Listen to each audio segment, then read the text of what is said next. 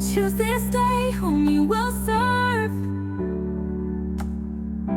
Heaven is real, his word is sure. Hi there, everybody. I wanted to share something God showed me in my car on the way to church. And it's not shocking because he was kind of already showing me certain things before that. And you know, when God shows you things, it's not a coincidence.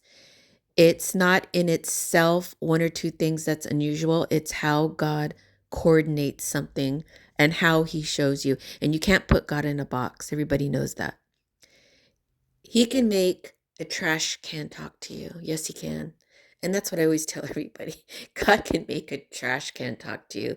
So I'm in my car on the way to church, and this is like a little road, and the right side right there is a elementary school. And just a little bit up that side street is the back way, uh, the parking lot of the church. It's like a gate in the back way of the church. You can't see it from here. But right here is a huge dirt lot that people park when they drop off their children to the school right there. So it's usually completely vacant on the weekend.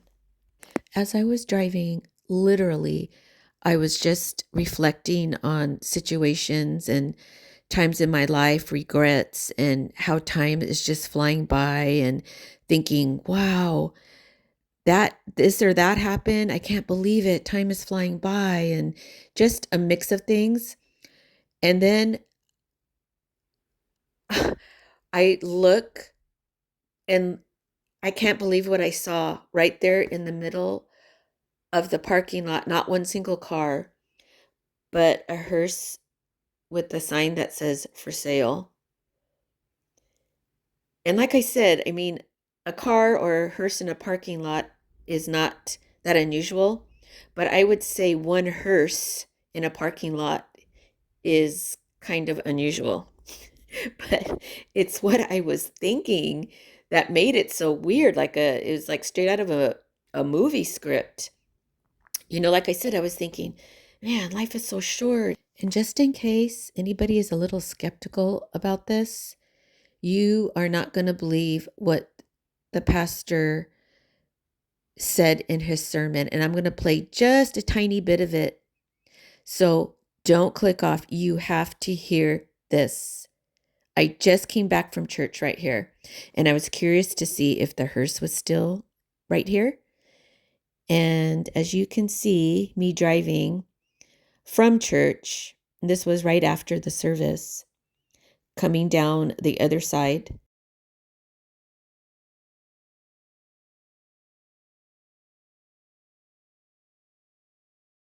And sure enough, the hearse was still there. Now, listen to a short clip of what the pastor said in the sermon today. This is just a very small clip. And you tell me God was not trying to talk to me. And not only me, but to everybody. But listen to this. How many people woke up on the other side of the bed? How many of those people woke up not knowing their life would end? Did they know Jesus Christ? Did someone talk to them? Was their very life snatched out by the devil and they didn't have opportunity to be saved? When I opened it up the other day, 3 people came that I know in this town. And I thought to myself, how many times I had witnessed to 2 of them.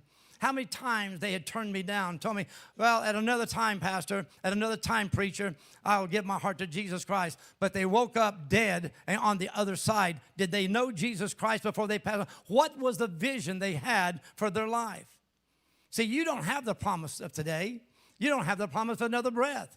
What is your vision today? What are your values today? Are you so caught up in ourselves that we forget about Jesus Christ is the Lord and the Savior? Are we so caught up in the things that we want that we forget what Jesus wants in our life?